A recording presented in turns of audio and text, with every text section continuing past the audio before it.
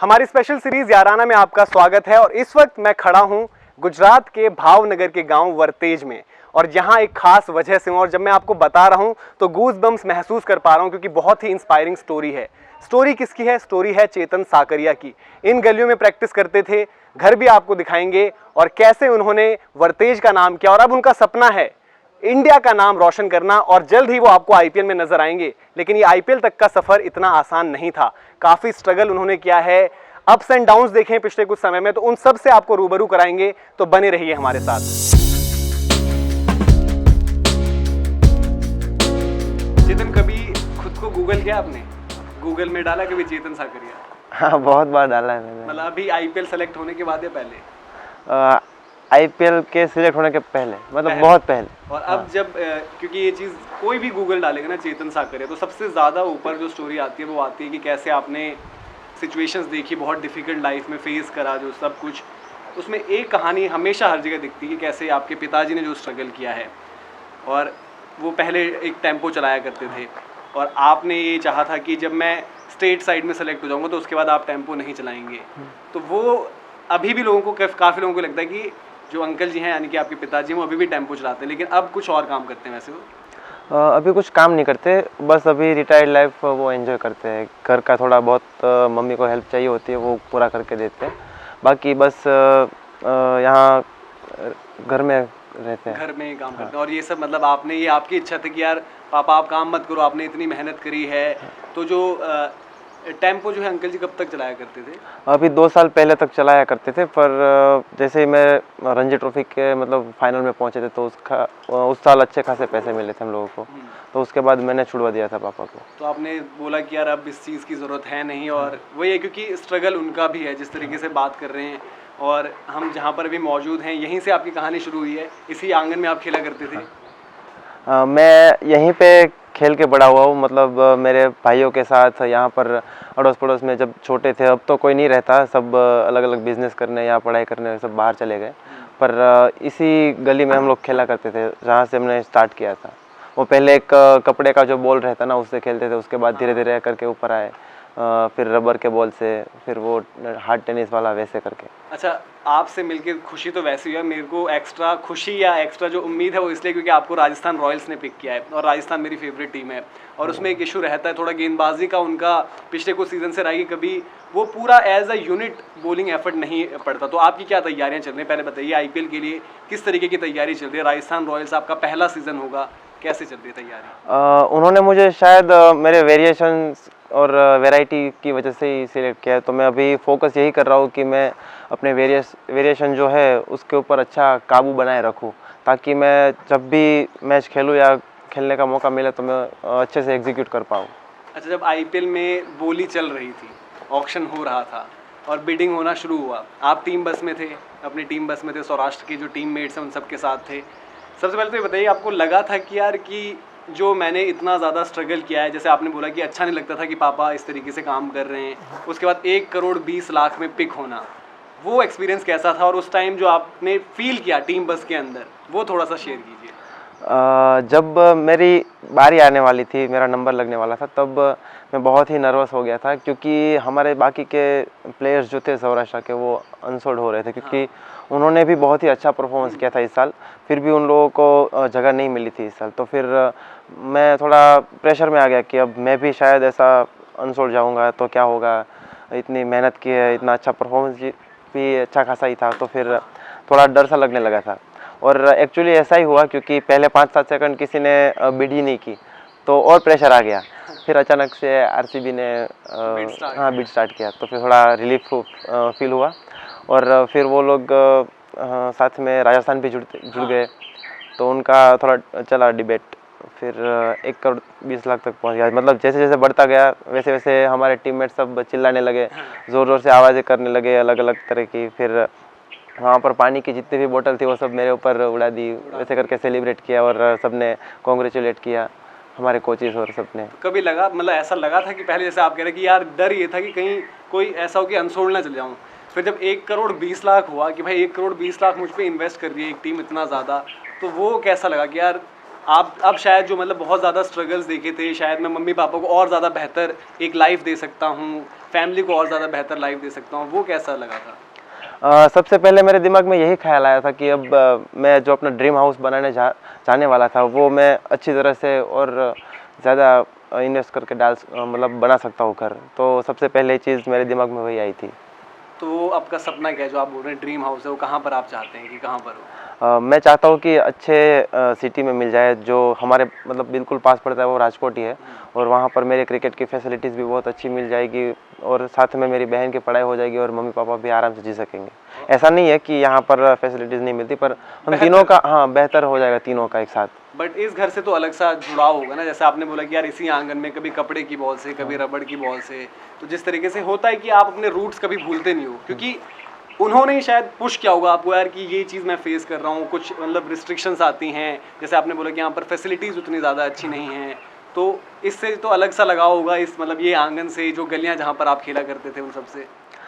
एक यादें जुड़ी हुई यहाँ पर, क्योंकि मैं मेरे भाइयों के साथ जब घर में खेला करता था, हमें मतलब हमारे बड़े डांटते थे, फिर मतलब उनकी डांट ज़्यादा हो जाती थी कभी कभी, तो मतलब मारने भी आते तो फिर भाग जाते थे। वो सब अलग ही यादें हैं यहाँ पर, तो एक लगाव तो है ही इस घर से।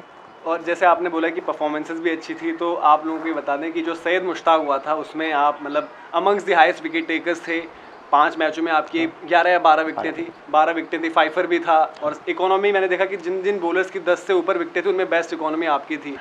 और ये परफॉर्मेंस डोमेस्टिक में जो परफॉर्मेंसेज आई हैं उनसे कॉन्फिडेंस भी आता होगा ना, क्योंकि आप वहाँ पर सभी खेल रहे हैं डोमेस्टिक में, तो जो इंडिया भी प्ले खेलते हैं वो सब लोग खेल रहे हैं, तो उस परफॉर्मेंस ने कितना ज़्यादा कॉन्फिडेंस दिया है आगे के लिए, स्पेशली T20 फॉर्मेट है जहाँ पर आपने बताया कि वेरिएशंस आपकी जो है कि राजस्थान ने शायद उन वेरिएशंस में इतना इन्वेस्ट किया है। ये कॉन्फिडेंस मैं मतलब कह सकता हूँ कि जब मैं आरसीबी की नेट्स में मैं बॉलिंग कर रहा था तब वहाँ से गेन हुआ है, क्योंकि मैंने ऐसे बहुत सारे बॉल्स मेरे पास जो थे, जो मैं डालता था, पर मेरे पास इतनी एक्यूरेसी नहीं थी और कॉन्फिडेंस भी नहीं था ये डालने में। पर वहाँ जाके मैं सीखा कि कौन से बैट्समैन को कैसे डालना है, तो वो कॉन्फिडेंस वहाँ से चालू हुआ था, और सीधा उसके बाद तुरंत शायद मुश्ताक अली थी, तो मुझे वो बहुत ही फ़ायदा हुआ, क्योंकि मैं टच में था और अच्छी रिदम में भी था। तो वही कॉन्फिडेंस वहाँ से लेके सीधा डोमेस्टिक में आया था, फिर डोमेस्टिक में मुझे अच्छा परफॉर्मेंस करने में हेल्प मिली उससे। तो आरसीबी की जो बात कर रहे हैं चेतन, आरसीबी नेट बॉलर, आप नेट बॉलर थे वहाँ पर, पिछला जो आईपीएल हुआ 2020 में, उसका आपने बोला कि फ़ायदा भी आपको हुआ, तो वो नेट्स में AB डिविलियर्स, विराट कोहली, इन सबको बॉल डालना मज़ा आता था, चैलेंज लगता था कि आज इनके अगेंस्ट बॉल डालना होगा। कितने सेशंस वहाँ लगते थे, मतलब टॉप जो हैं विराट हों, AB हों, उनके अगेंस्ट? वहाँ पर हमें ऐसा ही लगता था कि हम लोग ऐसे मतलब बड़ी टीम के लिए डेब्यू कर लिया हो और हम उसको बॉलिंग डाल रहे हैं, तो वही फीलिंग और वही थोड़ा प्रेशर भी रहता था कि भाई बड़ा बैट्समैन है, उसको अच्छी बॉल डालनी पड़ेगी वरना बहुत मारेंगे। तो वो सब प्रेशर मिला के और एक जो जुनून सा रहता है वो सब मिला जुला के वहाँ बॉलिंग करते थे, मतलब एक अलग ही उससे प्रिपरेशन करके जाते थे वहाँ पर बॉलिंग करने। वो एक्सपीरियंस कैसा रहा कि आप विराट कोहली के साथ एक ड्रेसिंग रूम में शेयर कर रहे हो, मतलब ट्रेनिंग शेयर कर रहे हो, ट्रेनिंग फैसिलिटीज़, उनको बॉल डालना जब होता था, AB डिविलियर्स को जब बॉल डालना होता था, वो एक्सपीरियंस कैसा है? ड्रेसिंग रूम की बात तो यही है कि विराट भैया जब मतलब उनका डेली रूटीन देखने में बहुत मज़ा आता था। सब ऐसे ही उनको घूरते रहते थे, उनका डेली रूटीन जो रहता है, क्या करते हैं, क्या खाते हैं, इंसान है क्या, कि क्या ऐसा करते हैं कि इतना परफॉर्मेंस मतलब सबसे अलग ही परफॉर्मेंस दे पाते हैं, तो वही देखने की और ऑब्जर्व करते रहते थे हम लोग। नेट्स में ज़्यादा मुश्किल किसको लगती थी बॉल डालना, विराट को या AB डिविलियर्स को? विराट भाई को लगना मतलब मुश्किल लगता था, क्योंकि वो हर बॉल मिडल करते थे, कितना भी अच्छा बॉल डालो वो मिडल करते थे। तो आपको कुछ आप समझ पाए वहाँ से कि क्या ऐसा है जो शायद विराट कोहली को अलग बनाता है? क्योंकि देखिए आपने भी बहुत ज़्यादा टाइम स्पेंड किया उस आरसीबी के साथ, जो सब लोग बात करते हैं विराट कोहली के वर्क एथिक्स की, कि भाई है डिसाइडेड है, इतनी प्रैक्टिस, इतना मेरा बैटिंग करना है, तो वो आपको कुछ समझ में आया कि विराट क्या ऐसा करते हैं जो शायद उन्हें बाकियों से अलग बनाता है? वो उनको देख के यही लगा कि उनका डेडिकेशन लेवल जो है ना, वो शायद इतना कोई भी नहीं डेडिकेट होगा ड्यूरिंग प्रैक्टिस। मैच में तो वो रहते ही है, पर प्रैक्टिस के दौरान जो 3-4 घंटे का प्रैक्टिस सेशन होता है उनमें पूरा डेडिकेट रहते हैं, मतलब एक भी मिनट ऐसे रेस्ट नहीं करते, पूरा का पूरा 3 घंटे जो होते हैं उनका पूरा फ़ायदा उठाते हैं। मतलब उनका तो इतना भी है, कोचेस को भी ऐसे बैठने नहीं देते, मतलब उनका कुछ ना कुछ अगर वो ऐसे खड़े हैं तो बोलते सर ये कर दीजिए, वो कर दीजिए, पूरा वो करते हैं। तो आप जैसे आपने बात करी विराट कोहली, AB डिविलियर्स के साथ टाइम स्पेंड करना, वहाँ पर डेल स्टेन भी थे, उनसे कुछ हुआ कि आपने बॉलिंग के लिए कुछ टिप्स शेयर की हों आपस में? मुंबई इंडियंस के लिए भी आपने ट्रायल्स दिया है, ज़हीर खान के साथ इंटरेक्शन हुआ, क्योंकि आपके बचपन के वो भी रहे, लेफ्ट आर्म सीमर आप भी हैं, लेफ्ट आर्म सीमर वो भी थे, कुछ उनके साथ शेयर हुआ, कुछ आपस में बातचीत रही हो, डेल स्टेन हो, ज़हीर खान हो, जिनसे आपने कुछ पिक किया हो, कुछ सीखा हो? पहले तो डेल स्टेन के उनके साथ बहुत ही बातें होती थी और वो पर्सनली भी इंटरेस्ट लेते थे, क्योंकि जो नए यंग लड़के आते थे उनको वो सिखाने में ज़्यादा इंटरेस्टेड रहते थे। वो बताया करते थे कि तू ये अच्छा करता है, अपने पॉजिटिव पॉइंट्स और नेगेटिव पॉइंट्स दोनों बताते थे। और साथ में ये भी बोलते थे कि अब तू मतलब बैट्समैन अलग तरह से खेल रहा हो अगर, तो उसको कैसे बॉलिंग करना है या कौन सा बॉल डालना है उसमें भी हेल्प करते थे। तो वो सिर्फ हमें एग्जीक्यूट करना रहता था, तो वो हेल्प मिल जाती थी कि कौन सी सिचुएशन में कैसा बॉल डालना है। तो उनकी वजह से वो एक फ़ायदा हुआ है। कई बार ओपन नेट्स में और मैच सिमुलेशन जब खेलते थे उसमें भी उन्होंने हेल्प की है, तो वो एक अच्छा एक्सपीरियंस था। फिर जब मुंबई इंडियंस में मैं गया था ट्रायल्स के लिए, वहाँ पर ज़हीर सर आए हुए थे, वो देख रहे थे सब लड़कों को। पर उन्होंने मुझे बताया, सिर्फ मैं पॉजिटिव जो मेरी चीज़ें थी वो बताया, जैसे कि मेरा रिलीज़ पॉइंट बहुत ही अच्छा है, उसकी वजह से तो स्विंग करा पाता है, और रिदम बहुत अच्छी है एक्शन, क्योंकि जितना तो फोर्स लेके आ रहा है वो पूरा यूज़ कर रहा है। तो वो 2-3 चीज़ें उन्होंने मुझे बताई थी जो पॉजिटिव वे में थी, तो उनसे एक अलग ही कॉन्फिडेंस गेन होता है हमें। तो जैसे आपने बोला है कि आपकी वेरिएशंस जो, अगर आप वेरिएशंस के बारे में थोड़ा बता, एक तो लेफ्ट आर्म का जो एंगल रहता है, बॉल तो अंदर आता ही है राइट हैंडर के लिए, उसके साथ साथ आपका जो स्लोअर वन है वो बड़ा इफेक्टिव है, और उसी के बदौलत जो है आपने जो सौराष्ट्र प्रीमियर लीग थे उसका फाइनल जितवाया था। आखिरी ओवर में 8 रन डिफेंड कर रहे थे आप। हाँ। तो आखिरी ओवर में 8 रन डिफेंड कर रहे थे, और ऑब्वियसली एक यंगस्टर होता है, प्रेशर रहता है, लेकिन आपकी परफॉर्मेंस बड़ी तगड़ी थी उस सीज़न में, मतलब जो हुआ था सौराष्ट्र प्रीमियर लीग का, मैन ऑफ द सीरीज़ भी आप बने। 8 रन आप डिफेंड करते हुए हैट्रिक ले जाते हो, तो वो कैसा लगा था? ऐसा लग रहा था कि यार कि तो सपना टाइप हो रहा है, मैंने सोचा था कि मैं कभी ऐसी सिचुएशन होगी मैं तो हैट्रिक निकाल के ले जाऊंगा। वो एक सपना ही था, आप मान सकते हो, क्योंकि 8 रन डिफेंड करना T20 में बहुत ही मुश्किल है, कैसे भी टीम हो। और उस टाइम तो बैट्समैन ही खेल रहे थे, और सेट बैट्समैन थे, समर्थ व्यास वो खेल रहे थे। पर जब मैंने पहले बॉल पे विकेट ली, तब थोड़ा बिलीव आया कि नहीं, हम कर सकते हैं। तो मैं जा रहा था सिर्फ विकेट लेने ही, क्योंकि विकेट लेने से ही एक रास्ता था कि 8 रन बच सकते हैं। हाँ, तो लकीली वो लोग बड़ा शॉट मार के फिनिश करने गए, ना कि एक रन, और मतलब 1 रन करके लेके जाने की बजाय, तो वो एक फ़ायदा हो गया। तो हमारी जो ये थीम है, हमारे शो का नाम है याराना, और इसमें हम यारी के भी किस्से डिस्कस करते हैं। और आपकी यारी डेवलप हुई थी आरसीबी में जब आप एज नेट बॉलर गए थे सुशांत के साथ। सुशांत के साथ, और सुशांत से मेरी बातचीत थी, मेरी यारी थी, तो सुशांत ने मेरी यारी अब आपसे करा दी है। तो वो बताइए, क्योंकि आप दोनों लेफ्ट आर्म सीमर हैं, किस तरीके की रहती थी आप? कैंप में भी इंजॉय किया होगा, दोनों ने काफ़ी सीखा भी होगा एक साथ। सुशांत के अलग एक्सपीरियंसेस थे, उसने इंडिया को रिप्रेजेंट किया, वहाँ की बातें बताई होंगी उस तरीके से। वो आपका याराना कैसे चलता है? एक ग्रुप वगैरह कोई बना हुआ है लेफ्ट आर्म सीमर्स का? ऐसा तो ग्रुप नहीं बनाया, पर हम नेट बॉलर्स का ग्रुप जरूर बनाए। अभी और भी जो है, जो चल रहा है। हाँ, सुशांत आया था 19 वर्ल्ड कप खेल के, तो मतलब वो एक फनी गाय है, और उसमें बिल्कुल वो ईगो नहीं था, क्योंकि जब अंडर 19 इंडिया का टैग लग जाता है तो कई लोग ऐसे होते हैं कि शायद मतलब किसी को बुलाते हैं, पर सुशांत एक अलग ही लड़का है। और अच्छा घुल मिल गए थे हम लोगों का, मतलब बॉन्डिंग हो गया था। 2-2.5 महीने साथ में रहते, तो फिर सब कुछ साथ में करते थे, खाना खाने या कुछ मस्ती वस्ती करना है, किसी का बर्थडे हो, सेलिब्रेट करना हो, साथ में करते थे। मज़ा आ गया था, एक मतलब लग नहीं रहा था कि अलग अलग जगह से हाँ, और अभी मिले कुछ एक महीना पहले मिले, ऐसा फील नहीं हुआ। हाँ। तो आपकी तो खैर यारी के किस्से, सौराष्ट्र की जो भी टीम है उसकी शायद ताकत यही है कि जो एज अ यूनिट वो एक साथ हैं। जो बड़े नाम भी हैं, जो काफ़ी लंबे अरसे से, जैसे जयदेव उनादकट हो गए, साथ चेतेश्वर पुजारा हो गए, जो बड़े प्लेयर्स हैं, वो भी शायद आपको एक छोटे भाई जैसा या एक बहुत ही क्लोज फ्रेंड उस तरीके से ट्रीट करते हैं। शेल्डन जैक्सन पहले आपके साथ थे, वो भी किस्सा बड़ा सब लोगों को पता है कि आपके पास बॉलिंग शू नहीं होते थे, स्पाइक्स नहीं होते थे। तो वो थोड़ा बताइए कि आपको पहला बॉलिंग स्पाइक जो मिला, जो शेल्डन जैक्सन के थ्रू आपको मिला था, उसकी कहानी थोड़ा अगर आप बता पाएँ। उसकी कहानी ऐसी है कि शेल्डन भाई उस साल KKR के लिए खेल रहे थे, और थोड़े दिनों में उनका कैंप लगने वाला था, तो वो प्रिपरेशन कर रहे थे, रोज़ प्रैक्टिस कर रहे थे मतलब। तो फिर उनको बॉलर चाहिए होते थे। फिर शेल्डन भाई ने मुझे बोला, 19 खेल चुके। हाँ 17 साल का था, अंडर 19 तो नहीं खेला था अभी तक, स्टेट के लिए नहीं रिप्रेजेंट नहीं किया था। अच्छा। पर मैं वो कंटेंशन में था। फिर शेल्डन भाई ऐसे बुलाते थे कि प्रैक्टिस करने जाएंगे ऐसे वगैरह, तो कॉलेज का ग्राउंड था, वहाँ पर हम प्रैक्टिस कर रहे थे। तो सेशन ख़त्म ही होने वाला था, और शेल्डन भाई को ऐसा था कि थोड़े बॉल से और खेल लूँ।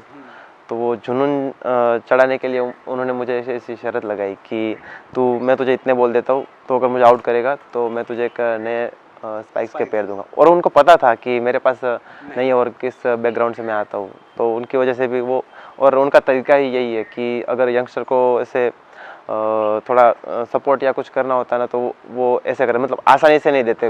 उसकी बदले ऐसा भी ना मतलब लगे कि यार कोई एहसान कर रहा है, हाँ, कोई दया कर हाँ, रहा है, वही। और मोटिवेशन भी रहे कि हाँ। यार आपको लगे कि चैलेंज है, मुझे आउट करना है। हाँ। और मतलब सौराष्ट्र के लिए जो उनकी कॉन्ट्रीब्यूशंस रही हैं, जिस तरीके से उन्होंने खेला है, वो भी आप अपने आप में काबिल तारीफ है। क्योंकि आपका जब सिलेक्शन हुआ था तो जयदेव उनादकट ने भी ट्वीट किया था, शेल्डन जैक्सन ने भी, और वो काफ़ी खुश थे। तो वो भी, क्योंकि वो टीम बॉन्ड के बारे में बताइए सौराष्ट्र, क्योंकि जो पिछला रणजी सीजन रहा, इससे पिछला तो हो नहीं पाया कोविड की वजह से, लास्ट टाइम आप चैंपियंस रहे, और पिछले 7-8 साल में जिस तरह की सौराष्ट्र की जर्नी रही है आगे, उसको आप किस तरीके से देखते हैं? वो टीम बॉन्ड, टीम कल्चर का रिजल्ट है? क्योंकि जयदेव उनादकट जिस तरीके से उनकी बात होती है, कभी कभी होता है कि आईपीएल में उनकी परफॉर्मेंसेज उतनी अच्छी नहीं रहती, तो उन्होंने भी कहा था कि यार मुझे ज़्यादा अच्छा नहीं लगता कि प्राइस टैग की बात होती है, ये है वो है। जब रणजी जीते तो उन्होंने बोला कि यार अच्छा लगा कि लोग बात करें कि आपकी टीम बॉन्डिंग क्या है, आपने कैसे ये जर्नी कंप्लीट करी।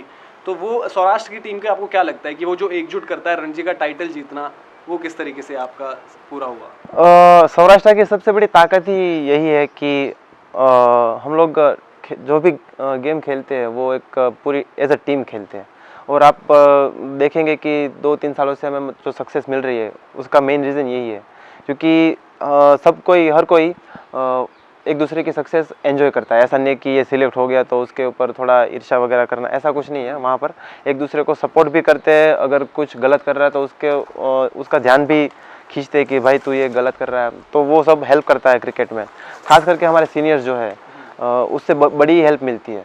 जैसे जयदेव भाई हो गए, पहले शेल्डन भाई थे, चेतेश्वर भाई, सब बैट्समैनों को बहुत कुछ सिखाते हैं, कैसे कौन से सिचुएशन में बैटिंग आती है तो कैसे लेके जाना है टीम को, ज़्यादातर वो संभालते हैं। और जयदेव भाई सब बॉलरों का हैंडल करते हैं, तो वो एक अलग ही माहौल रहता है। क्योंकि जब कोई ऐसे गाइड करता है ना, तो हमारा जो भी मतलब रोल होता है वो एक आसान रोल हो जाता है, थोड़ी बहुत आसानी हो जाती है। अच्छा, इसमें सितांशु कोटक सर भी हैं, तो आपको उन्होंने स्पॉट किया था कि ये लड़के को आगे अब थोड़ा सा फास्ट ट्रैक करना चाहिए, खिलाना चाहिए? मुझे पिक करने में सितांशु सर का बहुत ही बड़ा हाथ है, क्योंकि मैं जब डिस्ट्रिक्ट लेवल के मैचेस खेल रहा था तब से उनकी नज़र मेरे ऊपर थी। पर उन्होंने हमारे सीनियर से बात करके रखी थी कि ये लड़के को हम देख रहे हैं और इस लड़के में टैलेंट है कि ये आगे का लेवल मतलब ऊपर के लेवल का क्रिकेट खेल सकता है। वैसे तो वो उनके सपोर्ट ने शायद सौराष्ट्र की जो जर्नी रही है, जो राइज रहा है पिछले कुछ टाइम में, उनका बड़ा इंपॉर्टेंट रोल रहा है। और आपने चेतेश्वर भाई की बात करी, तो चेतेश्वर पुजारा के साथ कभी ऐसा हो कि नेट में उनको बॉल करना, क्योंकि उनका डिफेंस ब्रीच करना तो अपने आप में एक टास्क रहता है। वो नेट्स में जब उनको गेंदबाजी करते हो तो लगता है कि जैसे हम देखते हैं कि बॉलर्स के पसीने छूट जाते हैं। आपको कैसा लगता है? वो चेतेश्वर भाई ऐसे है कि मतलब आपके पास से 100% एफर्ट से ज़्यादा निकलवाएंगे, क्योंकि उनको कभी खेलते हुए ऐसे नहीं होता कि वो लोग बीट हो जाए। उनको बीट करना ही बहुत बड़ी बात है, मतलब एक एज अ बॉलर।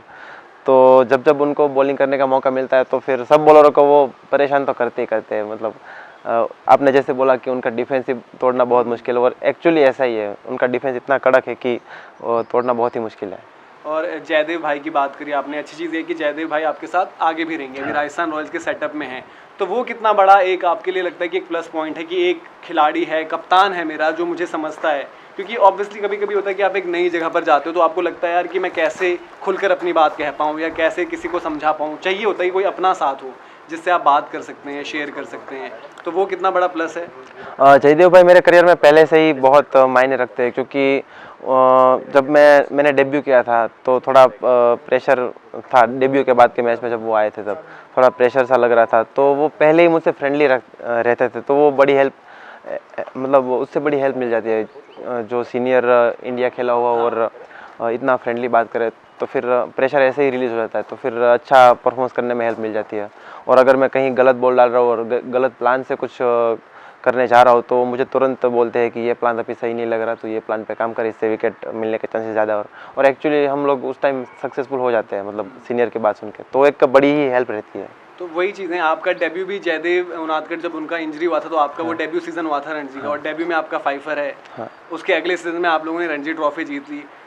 तो वो चीज़ें भी हम आपको दिखाएंगे, वो डेब्यू वाला बॉल दिखाएंगे, रणजी ट्रॉफी की जो साइंड जर्सी, पूरी टीम की साइंड जर्सी है वो भी दिखाएंगे। बॉल तो खैर यहीं पे, ये आपका डेब्यू का बॉल है ना? हाँ, ये गुजरात के अगेंस्ट डेब्यू मैच में 5 रन। हाँ, ये नडियाद में मैंने लिया था गुजरात के अगेंस्ट। फाइफर। तो ये बॉल है, इसकी पूरी कहानी, इसका भी किस्सा आपके साथ शेयर करेंगे। रणजी की वो आपको जर्सी भी दिखाएंगे, जब चैंपियन बना सौराष्ट्र तो वो जो पूरी जर्सी है उसके किस तरीके के किस्से हैं अलग अलग।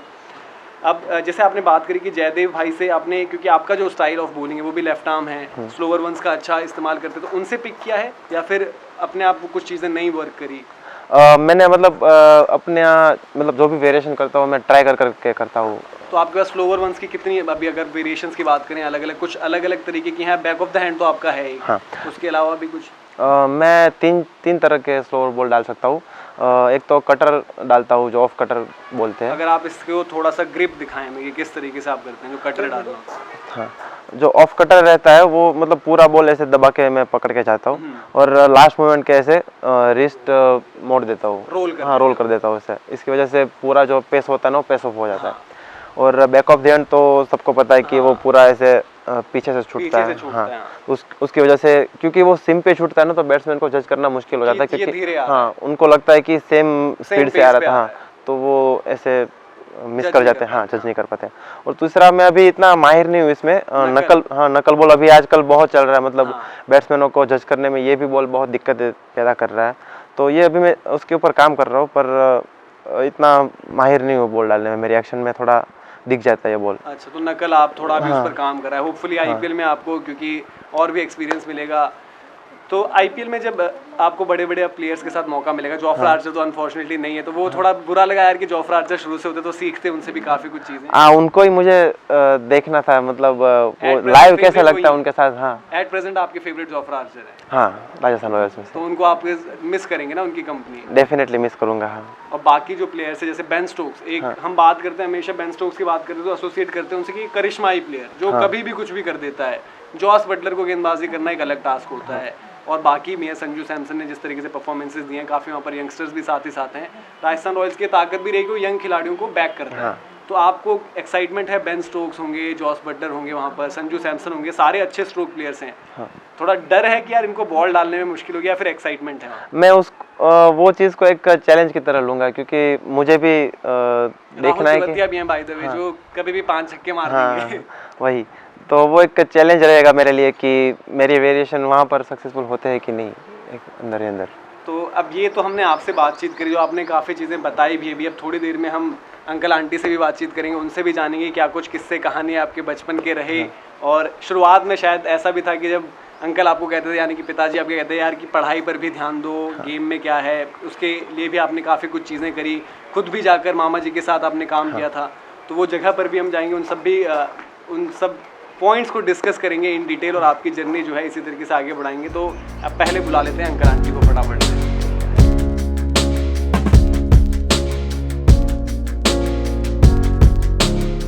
तो अब पूरी जो है यहाँ पर आप देख सकते हैं फुल हाउस है, जब पूरा परिवार है वो एक साथ ही यहाँ पर इकट्ठा हो गए हैं।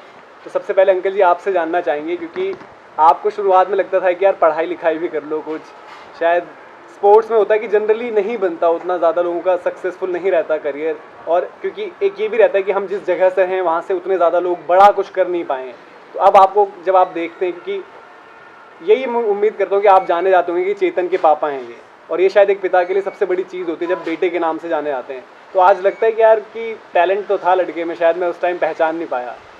हाँ, पहले पढ़ाई में बहुत होशियार था, मुझे लगता था कि खेल नहीं पाएगा। फिर उसने सर ने मेरे को समझाया कि भाई लड़का में बहुत टैलेंट है, आप उसे खेलने दो। तो फिर मैं राज़ी हो गया और उसको खेलने का बोला, और अभी मैं खुश हूँ कि वो यहाँ इस लेवल तक पहुँचा है और हमारे गांव का नाम रोशन कर दिया इसने, और हम सब का भी। तो मैं बहुत ज़्यादा खुश हूँ। तो जैसे चेतन अभी बताया अंकल जी ने, तो ये स्कूल का किस्सा है कि आपको पहले तो बुलाया गया, प्रिंसिपल साहब ने बुलाया, साहब की साहिबा क्या थी? सर थे। तो प्रिंसिपल साहब ने बुलाया कि यार नंबर आपके कुछ कम रह गए थे। नहीं, एक्चुअली मैं पढ़ने में तो अच्छा था, पर वो टेस्ट वगैरह में ध्यान नहीं दे रहा था। तो उसके हिसाब से सर ने बोला कि अभी रेगुलर नहीं हो रहा है और पढ़ने में अच्छा है, तो इसको ध्यान दिलाओ, क्रिकेट खेलने चला जा रहा है। तो फिर आकर मतलब देखा, बट फिर उन्होंने भी देखा, प्रिंसिपल जो आपके सर रहे उन्होंने भी देखा खेलते हुए, और उनको लगा कि यार लड़के में टैलेंट है।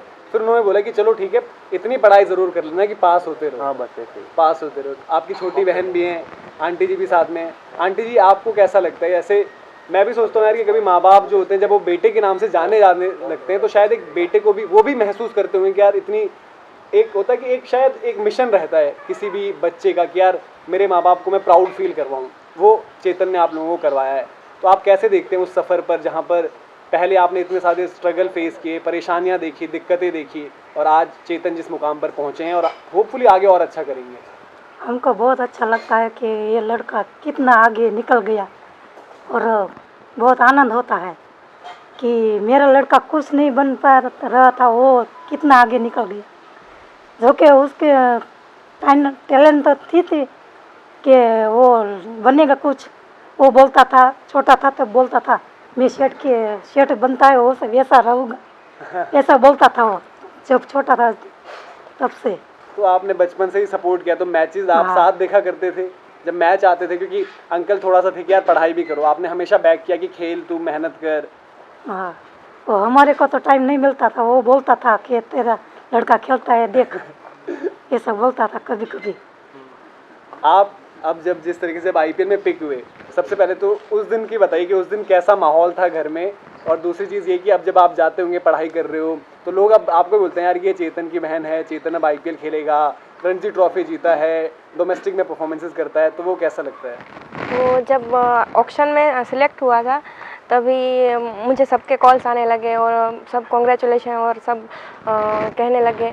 फिर सडनली चेतन भाई का कॉल आया कि, और उसने कॉल करके सिर्फ यही बोला कि हम करोड़पति बन गए। और वो इतना खुश था कि उसका कोई ठिकाना ही नहीं था।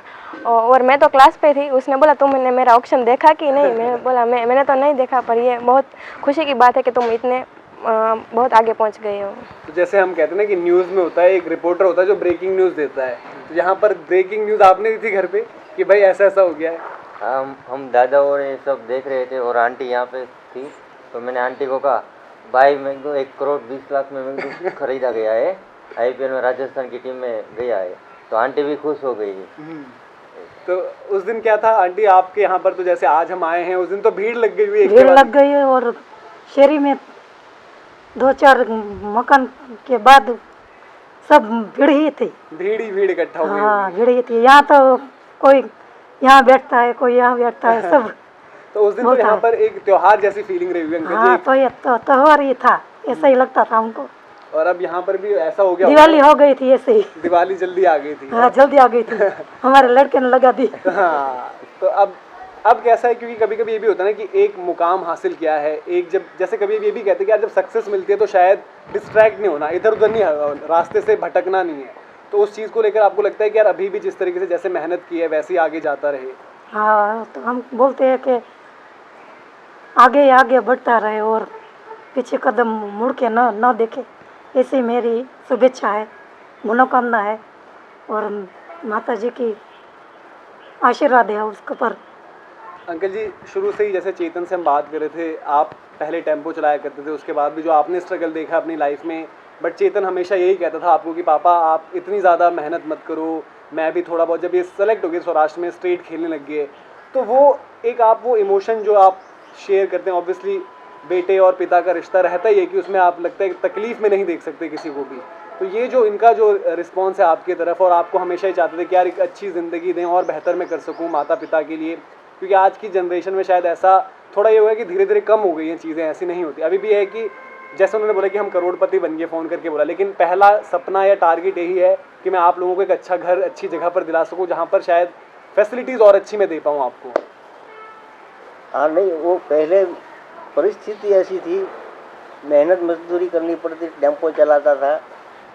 और चेतन ने भी पहले ही बोला था मेरे को कि पापा आप इतनी मेहनत मत करो, मैं कुछ ना कुछ करके दिखाऊंगा। तो आज वो उसने कर दिया है। अब ये कहता है कि राजकोट में एक मकान खरीदेंगे, वहाँ उसका स्टेडियम है तो नज़दीक रहेगा, आने जाने में बहुत ज़्यादा दिक्कत नहीं होगी। तो अभी ये सोच रहे हैं हम कि तेरी मर्जी, जहाँ मकान चाहे लेना है ले ले। तो आईपीएल ऑक्शन के वाले दिन जैसे आप करके आप में से कोई भी टीवी नहीं देख रहा था, और बीच में सिचुएशन चेतन आपने जैसे बताया कि ऐसी भी हो गई थी, घर पे टीवी भी नहीं था, टेलीविज़न भी नहीं था, तो उस टाइम पर आप कैसे, क्योंकि क्रिकेट के शौकीन जब रहते हैं आप तो चलिए खेल रहे थे लगातार, एज ग्रुप खेल रहे थे, फिर उसका स्टेट भी खेले, उस टाइम पे आप मैचेस देखने के लिए कैसे देखा करते थे? जब मैच देख रहा हूँ इंडिया का है कुछ?